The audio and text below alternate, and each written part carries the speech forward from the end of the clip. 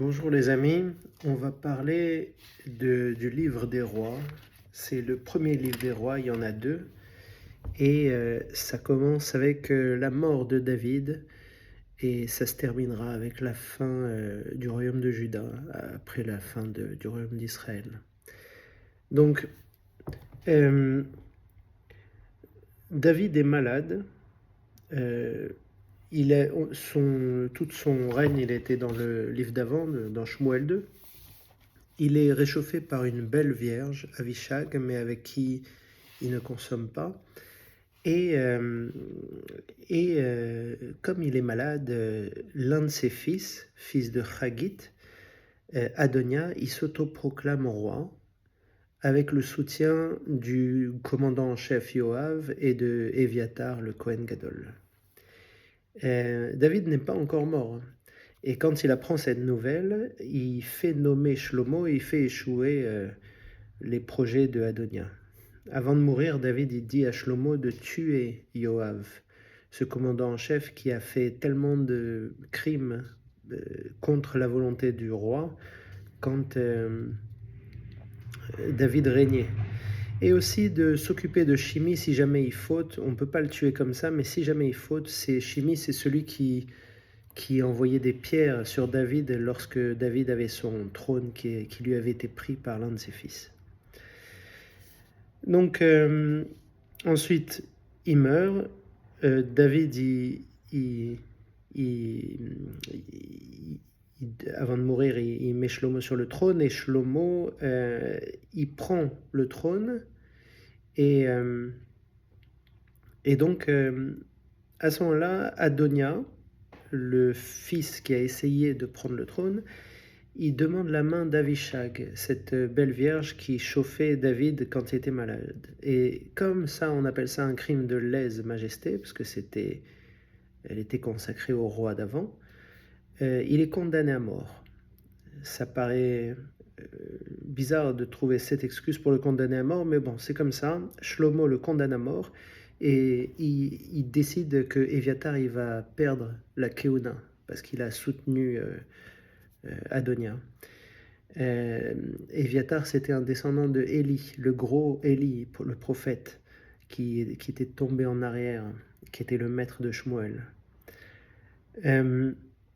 Donc lui, il va perdre la Keuna et Yoav, donc le commandant en chef, lui, il va être tué dans le temple en tenant les cornes du temple, les cornes de l'arche, non pas de l'arche, de l'autel sacré. Et au moment où il est tué, il maudit Shlomo. À partir de là, Shlomo, il a nettoyé un petit peu, il a réglé ses comptes à tout le monde et il commence à établir son gouvernement qui est composé de Benayahu, ça ressemble à Benyamin Netanyahu, mais c'est un résumé, Benayahu, chef des armées, Tzadok, qui devient le Kohen Gadol, et il en profite pour tuer Shimi, à qui il avait interdit de sortir de Jérusalem et qui est parti après un de ses esclaves qui se sauvait. Et donc, comme il est sorti de Jérusalem, contrairement à ce qui était interdit, Shlomo en profite pour le faire tuer selon la volonté de son père. À ce moment-là,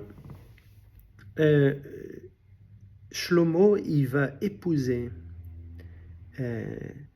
la fille du pharaon dans une grande fête. Et à cette époque, il faisait des sacrifices en haut lieu, comme les idolâtres. Il allait sur des hautes montagnes et il faisait des sacrifices là-bas parce qu'il n'y avait pas de temple. Malgré ces deux choses qui ont l'air pas très juives, l'épousaille de la fille de Pharaon et les sacrifices en haut lieu, malgré ça, il reçoit un rêve où Dieu lui demande ce qu'il veut et il lui accordera. Et là, Salomon, il demande un cœur intelligent au lieu de demander de la richesse. Un cœur intelligent, le mot intelligent, il reflète mal le mot hébreu schéma, un cœur qui entend. Entend, c'est qui comprend. En fait, un cœur qui comprend, mais qui entend dans le sens où on comprend profondément. Et Dieu, il aime tellement cette réponse que il va lui accorder ça, mais plus. Il va même lui accorder la richesse qu'il n'a pas demandé. Salomon, il dit dans son rêve qu'il est ignorant de son propre aveu. Donc c'est pour ça qu'il demande un cœur intelligent et non pas de la richesse. Et donc, à ce moment-là, il y a le fameux jugement de l'enfant entre deux prostituées. C'est des zoonotes. Et il faut savoir que la prostitution féminine a l'air de ne pas être interdite en Israël. On va le voir pas mal dans ce livre. C'est la prostitution mâle en public qui est très grave. Mais la prostitution féminine, elle est comme ça en filigrane. Et là, on dit que deux femmes se battent pour un enfant. Il y en a une qui s'est couchée sur son fils et il est mort. Et pendant la nuit, elle a échangé son fils qui est mort contre le fils vivant de sa collègue. Et elle a dit, c'est mon fils. Et puis après, quand l'autre prostituée, elle s'est réveillée avec son fils mort, elle l'a regardé, elle dit, mais c'est pas le mien. Et donc, elles sont venues devant Salomon. Salomon, il a dit à un de ses soldats de prendre une épée, de couper l'enfant en deux et de donner à chacun une moitié. Il y en a une qui a dit, non, non, ne fais pas ça, donne-lui l'enfant. Et l'autre qui a dit, vas-y, fais ça. Donc, Salomon, il a dit, c'est celle qui a dit, ne fais pas ça, qui est la mère. Et à partir de là, tout le peuple d'Israël est très impressionné par ce jugement, et donc il est saisi de respect pour Salomon. Il y a une liste de fonctionnaires ensuite qui est détaillée pour le gouvernement de Shlomo, et il y en a un qu'on va revoir plus tard, c'est celui qui s'occupe des impôts, qui s'appelle Adoram ou Adoniram, Adoniram d'abord et à la fin Adoram. Il va être lapidé quand Salomon va mourir parce qu'il va demander plus d'impôts. Mais ça, on le verra un peu plus tard. Donc, il y a ensuite pas mal d'éloges de la sagesse de Salomon, je passe. Ensuite, il y a le roi de Tsor au Liban. Tsor, c'est Tyr, T-Y-R. Et c'est un royaume d'autrefois. Et ben, Hiram, qui est le roi de Tsor, et Shlomo, ils s'entendent très bien. Ils vont s'entendre tout le long de la vie de Shlomo. Et ils pactisent ensemble. Shlomo, il donnera de la nourriture à la cour de Hiram. Et Hiram, il amènera ses artisans sidonites pour le temple.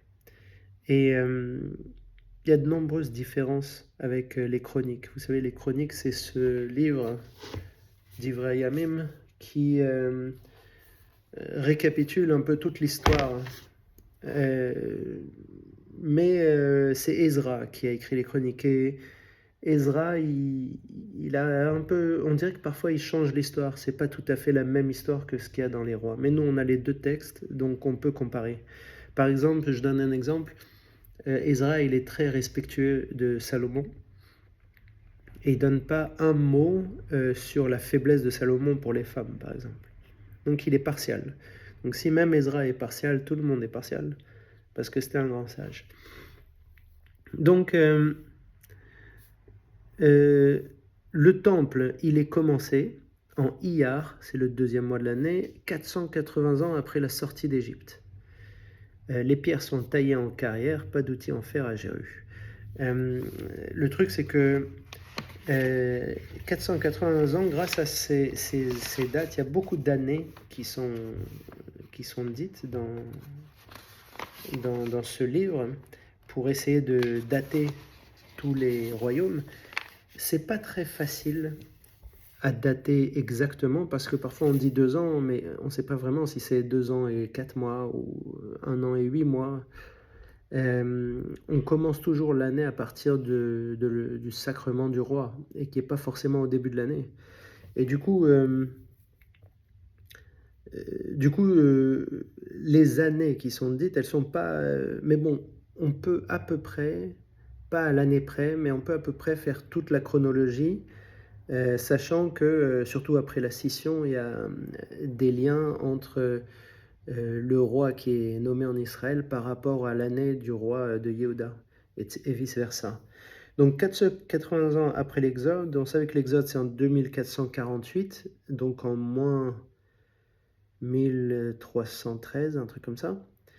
Donc 480 ans plus tard, on tombe en moins 833.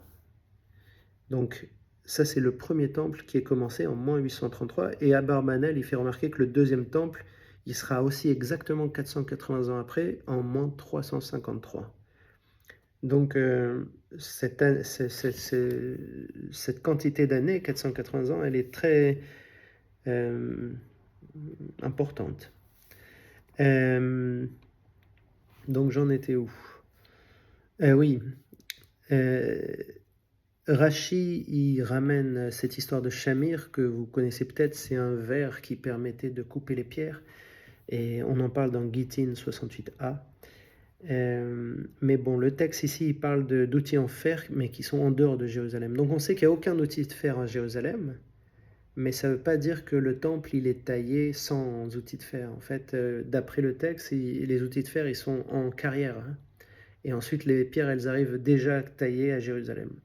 Mais Rachi, il a l'air d'insister pour dire que non, même en carrière, il a été coupé avec un verre qui s'appelle le shamir. Et il y a en Arabie Saoudite une pierre comme ça qui a été découpée de manière incroyablement précise, comme si c'était une scie, et personne ne comprend comment elle a été coupée. Et effectivement, c'est une vieille pierre d'il y a très longtemps, il n'y a pas de traces de métal, et la précision de la coupure est très forte. Je ne me rappelle plus le nom de cette pierre, mais voilà, ça rentre dans la légende du Shamir que Rachi rapporte de la Gemara. La construction du temple, elle dure 7 ans.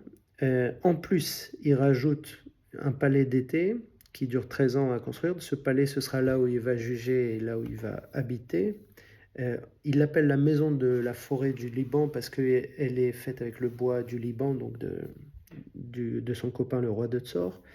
Ensuite, il construit le palais du fils du pharaon, le palais de la fille du pharaon. Et la maison de l'Éternel, là il parle de 100 fois 50 fois 30 hauteurs de coudées, ça doit être vraiment le sein, là où le centre du temple. Les moulures de cuivre sont faites, alors là c'est très bizarre, par quelqu'un qui s'appelle Hiram de Tsor, orphelin de Naphtali, mais c'est pas le roi Hiram de Tsor, c'est quelqu'un d'autre qui s'appelle Hiram de Tsor, et de la tribu de Naphtali, donc ça veut dire qu'il est juif. Ça n'a pas vraiment de sens tout d'un coup, à moins que Hiram c'est un roi juif, mais pourquoi il serait roi alors que Shlomo est roi déjà? Ce serait très bizarre, donc il y a quelque chose que je ne comprends pas ici et qui n'est pas élucidé, on n'en parle pas vraiment dans les commentaires. Et donc, bon. L'intérieur du sein, il est tout en or. Salomon, quand il a fini, déplace l'arche de la cité de David qui est dans la tente de Sion, que David avait mis dans la tente de Sion, vers le temple. Il y a une grande inauguration et il y a une nuée miraculeuse qui tombe. À ce moment-là, il y a un pacte avec les hommes qui est fait. Si les Juifs rebelles sont victimes d'un fléau et qui se repentent, Dieu doit les sauver. Un non-juif, par contre, même s'il n'a pas péché, eh ben, s'il prie à Jérusalem, il est exaucé.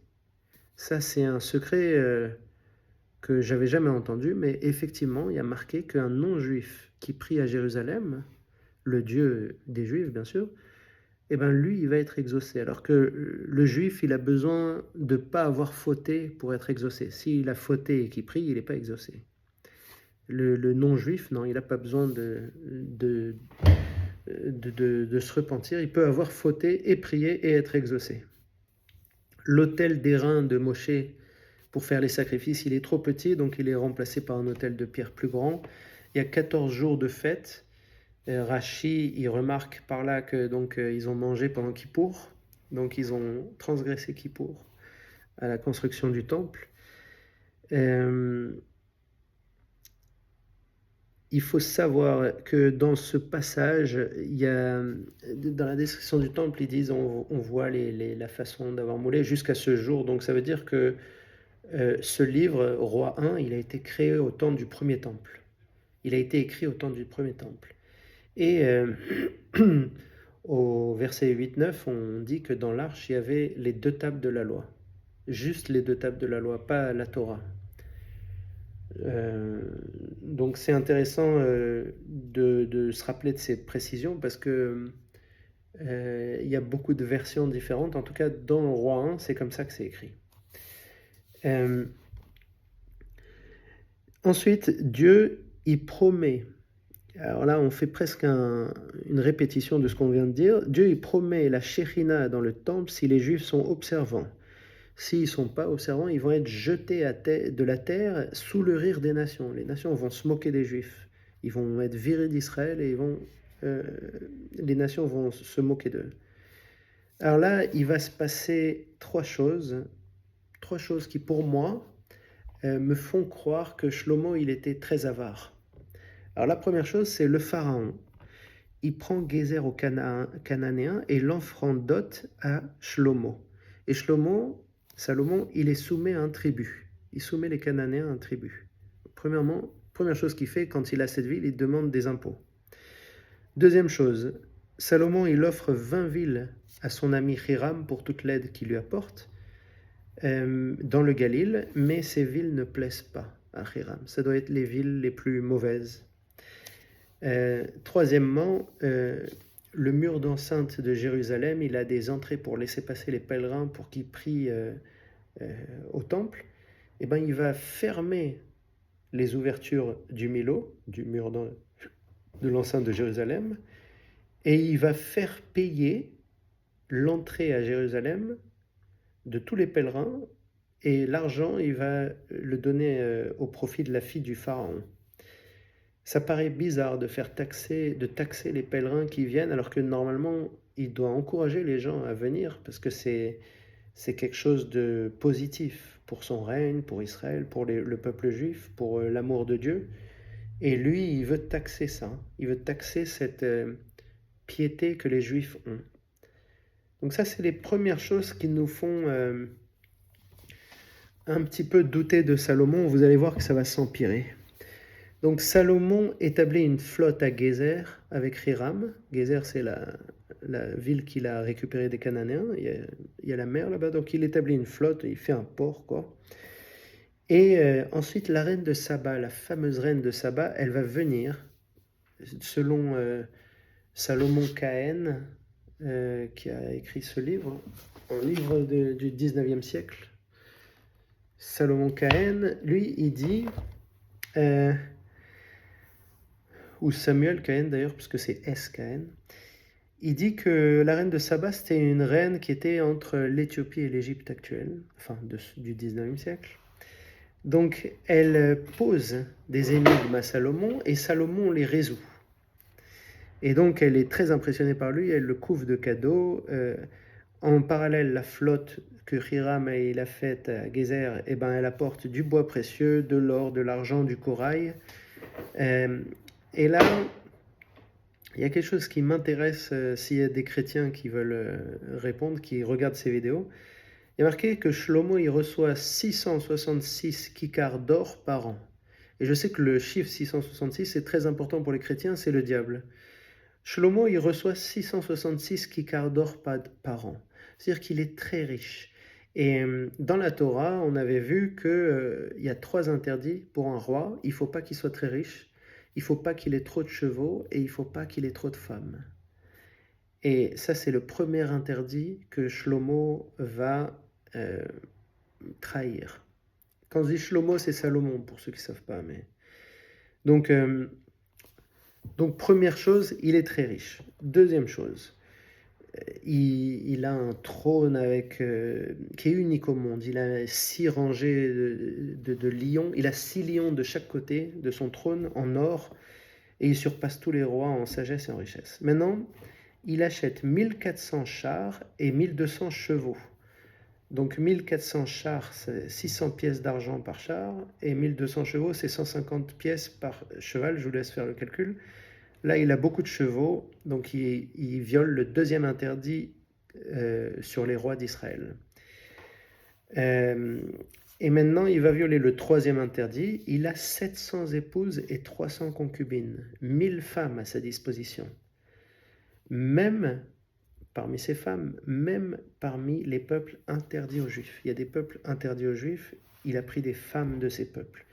Donc on dit que son cœur, il est séparé de Dieu. Shlomo, contrairement à ce qu'on dit, c'est un mauvais roi. Il est sage, il est intelligent, tout ce que vous voulez, mais son cœur est séparé de Dieu. Il n'est pas comme David. Euh, il est pas à l'égal de David du tout.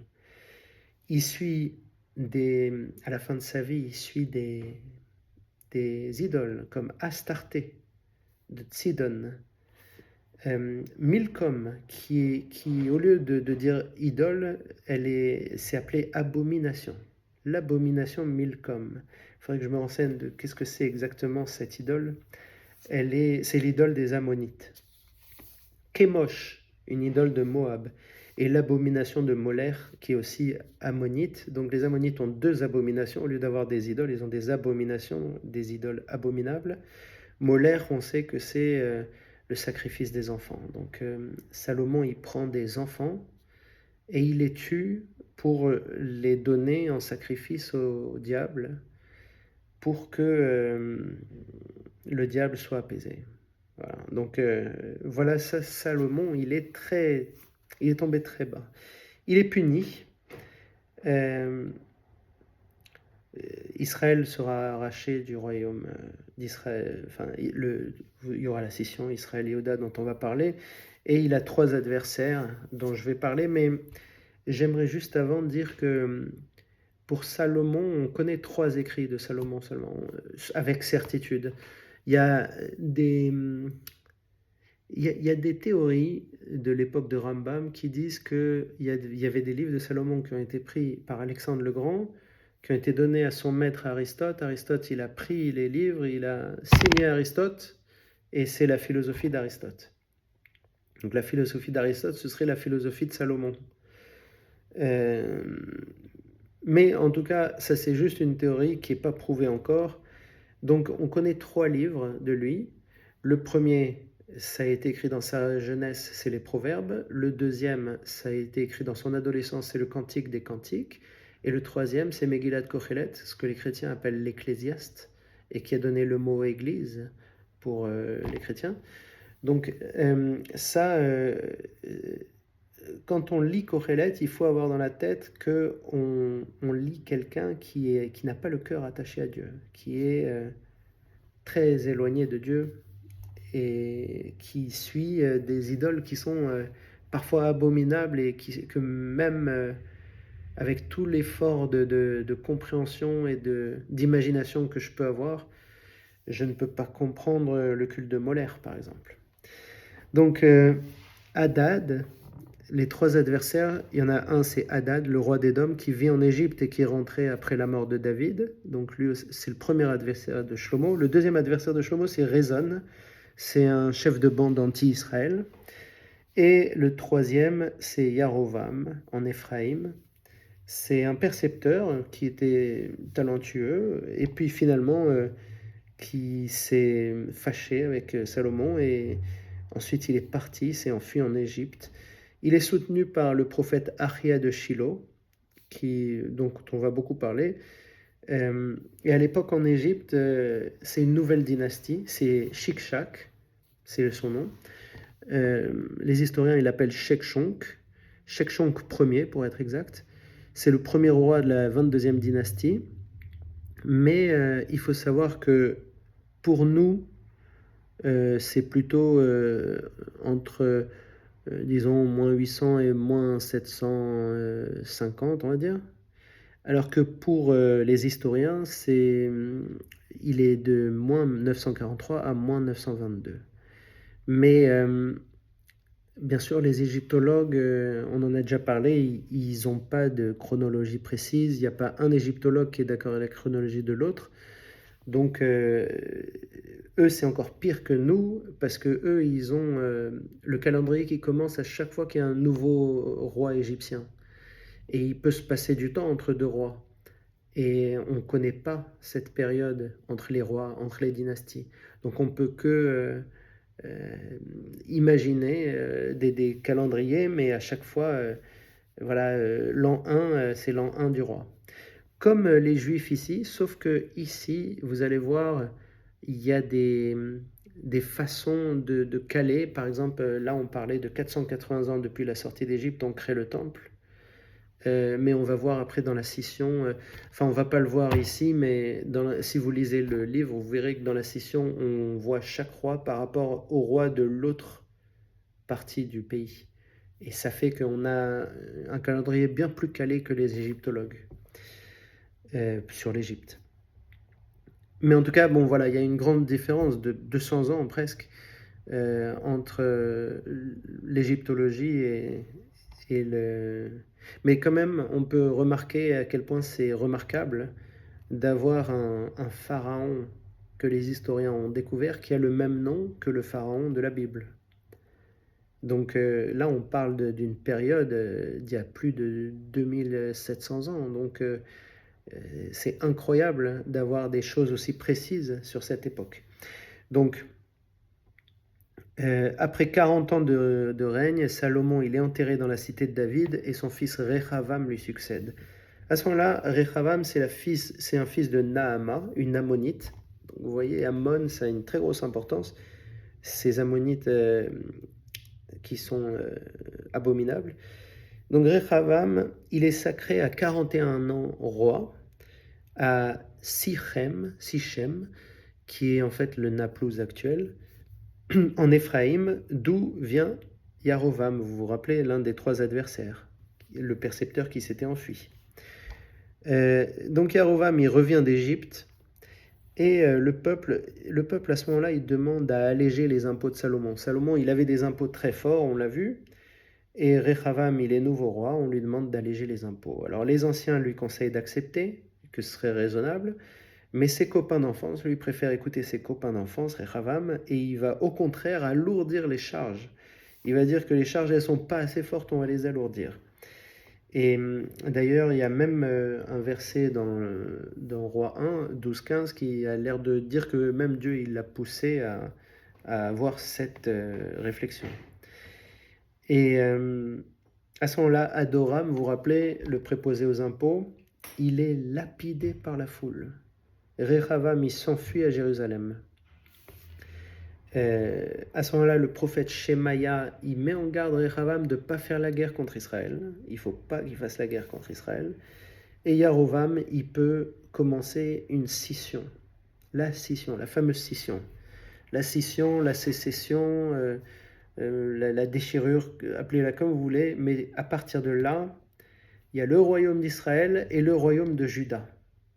Ces 2 royaumes séparés.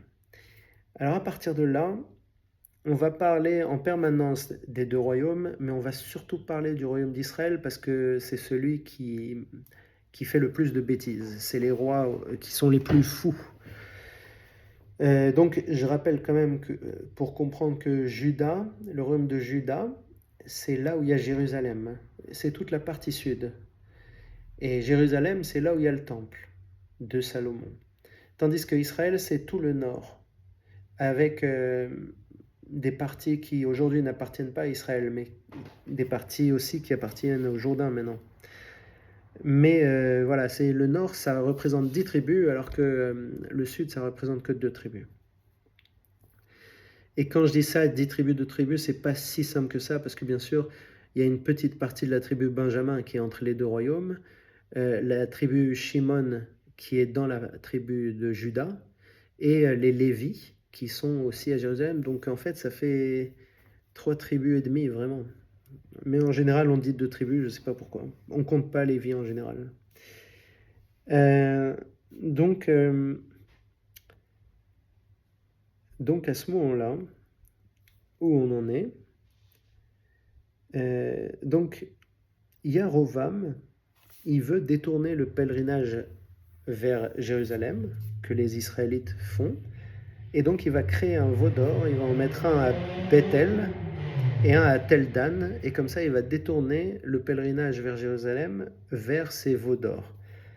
Et en plus de ça, il va nommer des prêtres qui ne sont pas des Lévis, et il va changer le calendrier des fêtes, donc c'est plus le judaïsme, c'est complètement autre chose qu'il est en train de créer.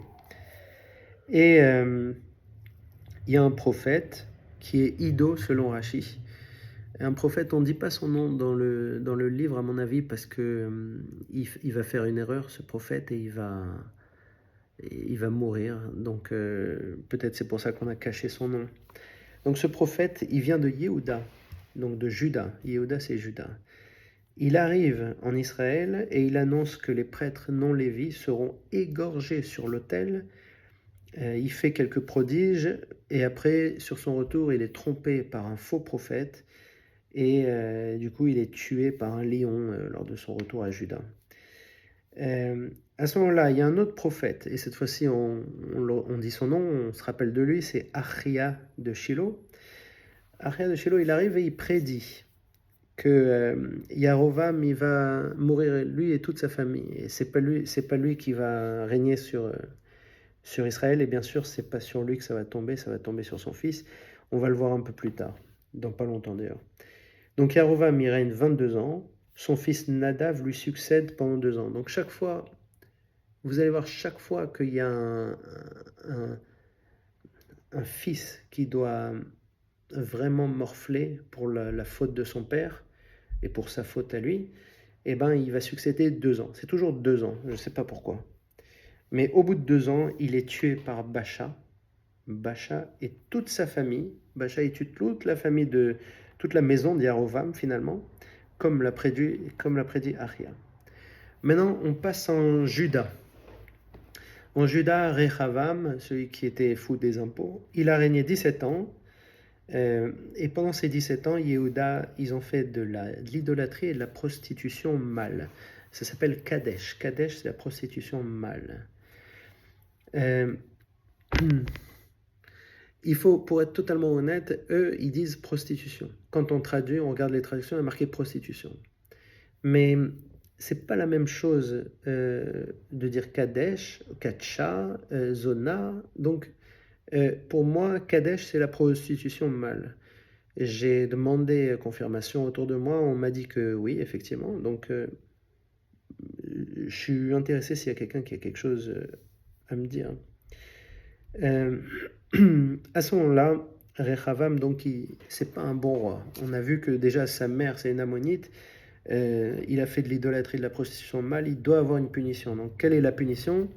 C'est justement ce pharaon Shikshak qui va attaquer Jérusalem. Donc, je vous rappelais, j'ai dit en moins de 925 selon les historiens, et pour nous, c'est entre moins 796 et moins 779, il n'y a pas la date vraiment. Donc, il va piller Jérusalem, il va tout prendre, tout l'or, toute la richesse de Salomon, il va la prendre. Et après Rechavam, il y a Aviam, son fils, qui lui succède pendant 2 ans, et il guerroie contre Yarovam. Son frère, le frère de Aviam, il va lui succéder. Il s'appelle Asa. Il y en a qui disent que c'est son frère, il y en a qui disent que c'est son fils. Mais moi, je crois que c'est son frère parce qu'ils ont la même mère. Ceci dit, c'est possible que, comme le disent certains commentateurs, que dans le cas de Asa, ce soit sa grand-mère. Parce que parfois on dit sa mère et on veut dire sa grand-mère. Mais bon, moi je crois que c'est son frère, puisqu'il y a marqué sa mère. Et lui, Asa, il va régner 41 ans et ça va être un très bon roi. Il va supprimer toute la prostitution mâle dont j'ai parlé, les idoles, et il va même supprimer l'idole de sa mère, Maacha, l'ammonite. Son cœur est attaché à Dieu, contrairement à Salomon. Donc c'est un très bon roi. Asa, il va se dépouiller. Par contre, il va se dépouiller, tout l'argent qu'il a, il va le donner à Ben-Hadad, le roi d'Aram, parce que Bacha, le roi d'Israël, il attaque Juda et il pille Rama. Donc, pour ne pas se faire déborder, Asa, il s'allie à Ben-Hadad, le roi d'Aram, et il arrive à battre Bacha pour que Bacha il arrête d'attaquer Juda. À la fin de sa vie, Asa il souffre des jambes et il est remplacé par Yehoshaphat, qui est lui aussi un très bon roi. Et maintenant, on va parler presque que d'Israël. Parce que quand les rois sont bons, il n'y a rien à dire. Mais quand les rois sont mauvais, il y a beaucoup à dire. Donc Bacha, ce fameux Bacha, qui a tué la maison d'Yarovam, il va régner 24 ans et il va faire le mal. Et à cause de son péché, du péché qu'il a fait faire au royaume d'Israël, de ce qu'il a fait à Yarovam, eh ben, le prophète Yehu ben Hanani, il va annoncer à Baasha sa fin, qui va être exactement la même que celle de Yarovam. Donc son fils Éla va lui succéder encore 2 ans, toujours la même chose, 2 ans, et le commandant de Éla, donc qui était sans doute le commandant de Baasha aussi, il s'appelle Zimri, et il va assassiner Éla et toute la famille de Baasha. Donc il efface le nom de Baasha lui aussi à son tour. Et lui, Zimri, par contre, il va régner que 7 jours, parce qu'à ce moment-là, les soldats d'Israël, ils sont en train d'assiéger Gidbon, les Philistins. C'est un endroit où il y a des Philistins. Les Philistins, c'est un peuple de la mer qui vient de Grèce et qui est ennemi juré d'Israël. Donc là, pour l'instant, on dirait que les soldats d'Israël, ils ont le dessus, ils assiègent Gidbon. Quand ils entendent que Zimri il a assassiné Éla, ils vont nommer un roi pour eux, les soldats, et ils vont l'appeler, ce roi c'est Omri. Omri c'est un très mauvais roi, mais c'est lui qui est nommé par les soldats. Maintenant le peuple, il préfère Tivni. Donc Omri et Tivni, ils vont régner ensemble pendant 5 ans jusqu'à ce que Omri il écarte Tivni, et il va régner 7 ans de plus. Mais Omri, en attendant, dès qu'il est nommé, lui qui aime bien assiéger, il va aller assiéger Tirtsa, où Zimri va se donner la mort, après avoir régné 7 jours, et il va s'installer à Tirtsa. Maintenant, le peuple d'Israël, il préfère Tivni.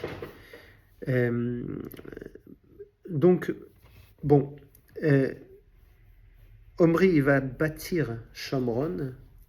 La région du Shomron, elle a été bâtie par Omri. Et pendant 6 ans, il va régner à Tirtsa, et pendant 6 ans, il va régner à Shomron. Dans les 6 ans, il règne à Tirtsa, il y a 5 ans où il partage le règne avec Tivni, et le reste, il écarte Tivni.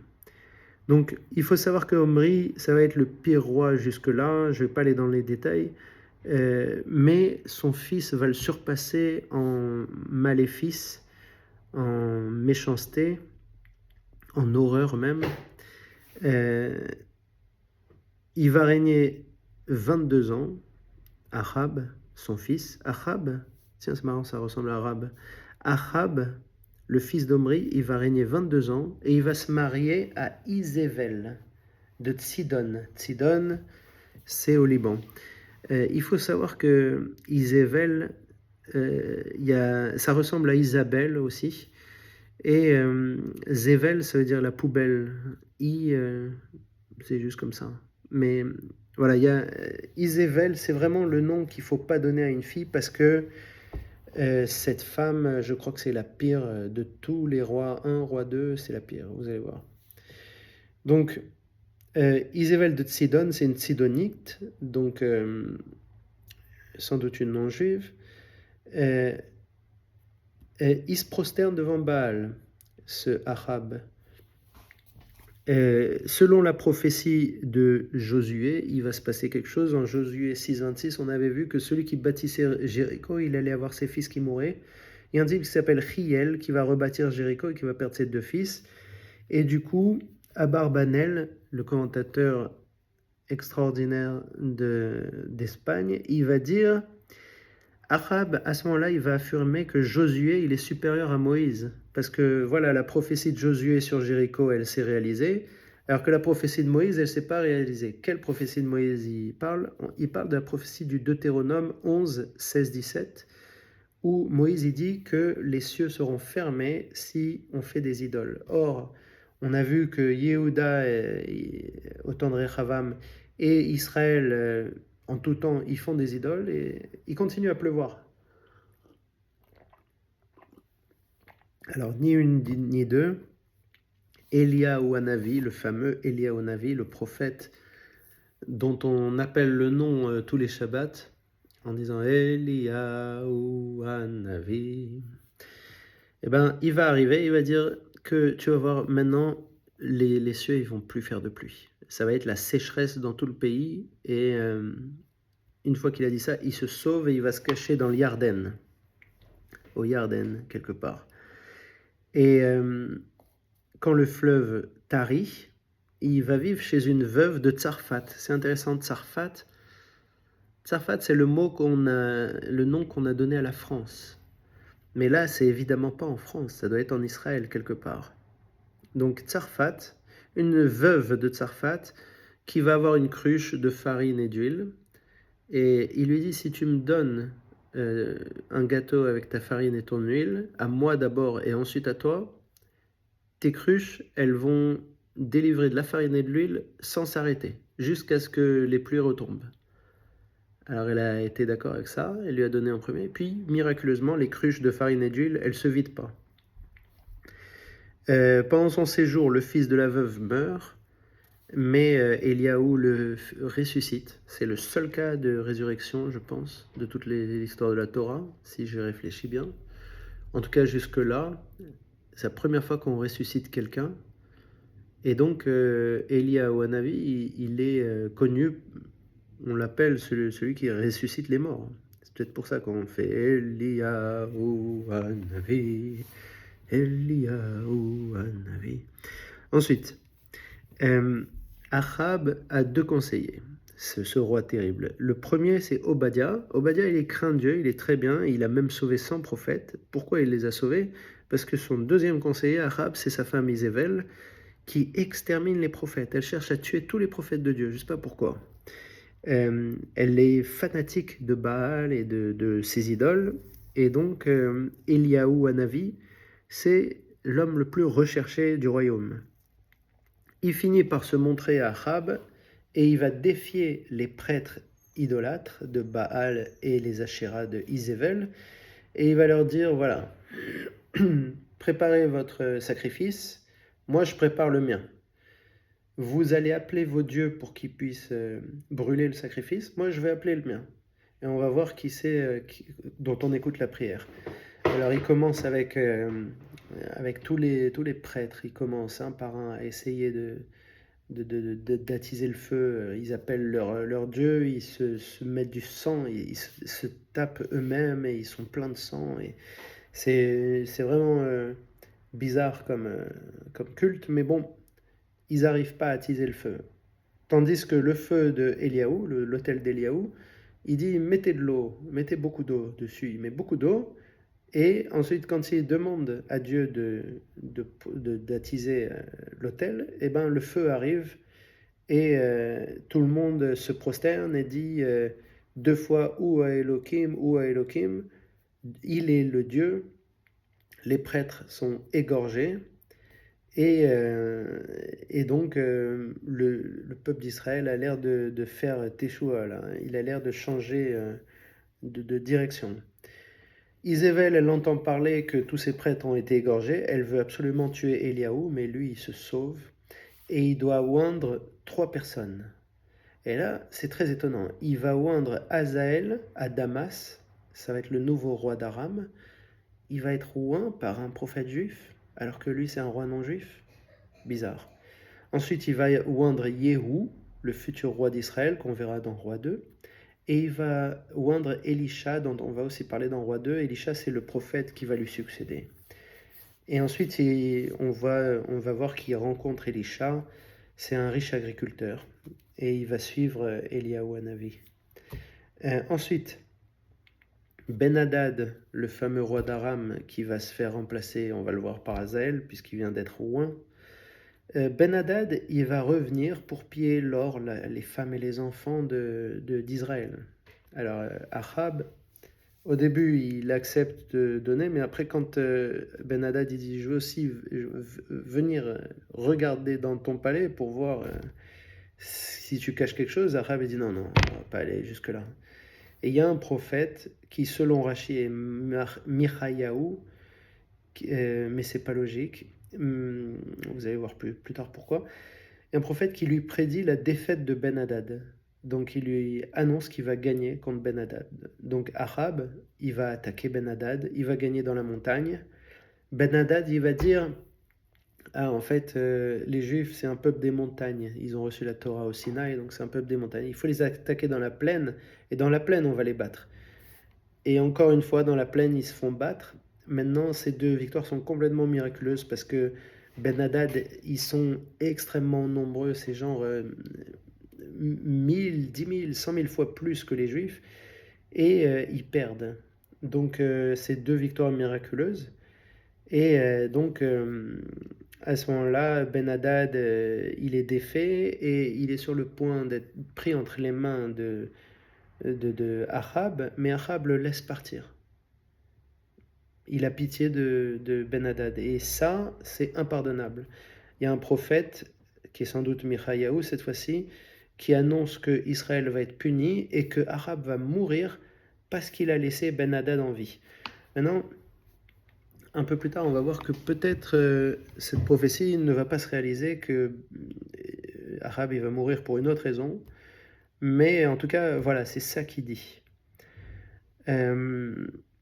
Michayahu, si vous voulez, c'est un prophète de Dieu, mais il est détesté par Achab, parce qu'il apporte que des mauvaises nouvelles. Donc c'est pour ça que je disais, c'est bizarre que quand il lui annonce qu'il va être victorieux dans la guerre, c'est bizarre que Rachid dise que c'est Michayahu. À mon avis, c'est sans doute Michayahu qui lui a annoncé sa mort, mais pas une victoire contre Ben Hadad. Donc, un peu plus tard, Achab, il rentre au palais à Israël, dans le Shomron, et mitoyen de son palais, il y a une vigne qui appartient à Navoth, et il veut l'acheter pour faire un jardin potager. Mais Navoth, il refuse parce que c'est l'héritage de ses pères. Donc Achab, il rentre chez lui, il est triste. Izével, sa femme, elle dit, mais qu'est-ce que t'as? Il dit, voilà, Navoth, il veut pas me vendre son champ, je voulais faire un jardin. Et Isabelle, elle dit, t'en fais pas, je m'en occupe. Elle arrange un procès pipé pour le faire lapider. Navoth se fait lapider et Achab vient pour prendre le champ, comme si c'était pas de sa faute, quoi. Donc, à ce moment-là, Eliaou, il arrive, le prophète, et il annonce la condamnation de Achab. Mais Achab fait teshuva, ça c'est quelque chose que je comprends pas. Il change d'avis, il fait repentance. Peut-être qu'il prend pas le champ, je sais pas. Et il s'unit. euh, et comme il a fait teshuva là, eh ben c'est pas lui qui va mourir, c'est son fils. La condamnation qui est faite sur lui, elle va être remise à son fils. Ça aussi c'est bizarre parce que là on a un exemple où le fils paye pour l'erreur de son père. Et normalement ça c'est pas de la Torah, c'est pas du judaïsme. Alors il y a quelque chose de bizarre dans cette histoire. Mais voilà, Achab il va pas mourir, donc les deux prophéties, elles sont annulées par la repentance d'Achab. Je vois pas comment il peut réparer les erreurs qu'il a faites, mais bon. Il se suit 3 ans de paix. Achab, il va s'unir au roi de Juda et Yehoshaphat pour reprendre Ramoth de Aram. C'est en Gilad. C'est une ville que Aram Ben Hadad a pris, donc il veut la reprendre. Yehoshaphat, il accepte, mais il insiste pour consulter un prophète de Dieu. Michayahu est appelé, le fameux qui avait prédit la mort, et lui, il prédit encore la mort de Achab lors de cette guerre, et il est jeté en prison, jusqu'à ce que Achab rentre. Achab, il va à la guerre avec Yehoshaphat, il est déguisé, et bien que déguisé, il y a quelqu'un qui s'appelle Nahama, on va le voir dans Roi 2, il va tirer une flèche en l'air, et cette flèche, elle va arriver pile entre les cuirasses de Achab. Il a vraiment pas eu de chance, elle est arrivée pile dans lui, il a saigné, il a fini par mourir. Et cette mort après une longue saignée, donc elle avait été prophétisée par Michayahu. Euh, alors, alors, il y a 3 fois où on lui a prédit qu'il allait mourir. La première fois, parce qu'il a pris le champ parce qu'il a laissé Ben Hadad en vie. La deuxième fois, parce qu'il a pris le champ de Navoth. Et maintenant, on lui prédit parce qu'il va à la guerre. Et c'est cette fois-ci que, bien qu'il ait fait Teshuva, on peut pas, on peut pas lui laisser trop de vie. Donc voilà, là, il est mort. Juste une petite parenthèse, il y a une stèle de Tel Dan qui a été retrouvée en Israël, qui peut être en train de parler de cet événement où le roi d'Israël est tué. Mais ça peut très bien aussi être dans Roi 2, 8, 7, 15, verset 7, 15 de chapitre 8. On en parlera dans la prochaine vidéo. Euh, donc, Achab, après sa mort, son fils lui succède, Achaziaou, et il va régner 2 ans. Donc, je vous laisse deviner ce qui va se passer pour lui. Et on revient à Juda, Yehoshaphat, il rentre à Juda après cette guerre. Il règne 35 ans, il règne à 35 ans pendant 25 ans, donc il devient roi à 35 ans, il règne pendant 25 ans. Vous voyez, on mourrait tôt, à 60 ans. Donc il règne à Jérusalem, c'est un bon roi, comme son père, et il extirpe les dernières traces de prostitution mâle en public que son père n'avait pas enlevées, et il meurt, et Yehoram succède à Yehoshaphat. Et c'est comme ça que le livre des rois se finit. Et vous verrez, on retrouvera dans Roi 2 Yehoram et Isével et, et Ahaziaou qui succède à Achab. On va revoir ces personnages. La coupure entre Roi 1 et Roi 2, elle est complètement aléatoire. Hein. Elle est complètement... elle n'est pas forcément très logique. Mais bon, on a décidé de séparer ces deux livres, donc on va respecter cette séparation.